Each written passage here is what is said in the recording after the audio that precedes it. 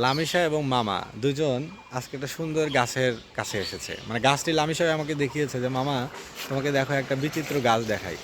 তো মামা বিচিত্র গাছটা কোথায় আমাকে দেখাও তো। আচ্ছা, এটা কেন বিচিত্র এখন আপনাদের আমি বলি যে এটা বিচিত্র কেন। কারণ দেখুন এই গাছটা, এটা কি দেখতে পাচ্ছেন, এটা হলো খেজুরের কিন্তু শিকড়। তাহলে খেজুরের শিকড় অর্থাৎ খেজুর গাছ, মূল শিকড়টা কিন্তু খেজুরের। এখন এটা কি, এটা দেখেন কি আষ্টে পৃষ্ঠে ধরে আছে, এটা হলো বট গাছ। তাহলে বট গাছ বোধহয় পরবর্তীতে মানে খেজুর গাছের পরে এইটা ওর সাথে করেছে, মানে ওটাকে আষ্টে পৃষ্ঠে জড়িয়ে নিয়েছে।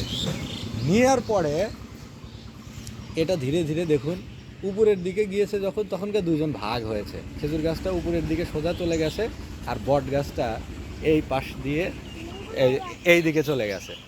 তো অনবদ্য একটি বা বিচিত্র একটি দৃশ্য, এই জন্যই আমি বলবো যে কারণ এরকম তো দুইটা গাছ একসাথে নিচের দিক থেকে তাকালে বোধহয় মনে হচ্ছে কি দুইটার কাণ্ড বোধহয় একই, দুইটা মনে হয় সেম কাণ্ডে অবস্থিত, কিন্তু আসলে কিন্তু তা না। এখানে কিন্তু দুইটা আলাদা আলাদা গাছ। নিচের দিকে তাকালে একটু মানে দ্বিধা হয় যে অর্ধেক বট গাছ। এই পাশটাকে দেখলে আপনার মনে হবে, কেউ যদি এই পাশ থেকে দেখে, দেখেন এই পাশের ভিউ, কী মনে করছেন এখন কি খেজুর গাছ বোঝা যাচ্ছে?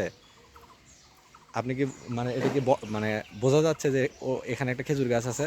কোনো মতেই না, কিন্তু এখান থেকে দেখে মনে হচ্ছে যে এটা একটা বট গাছ।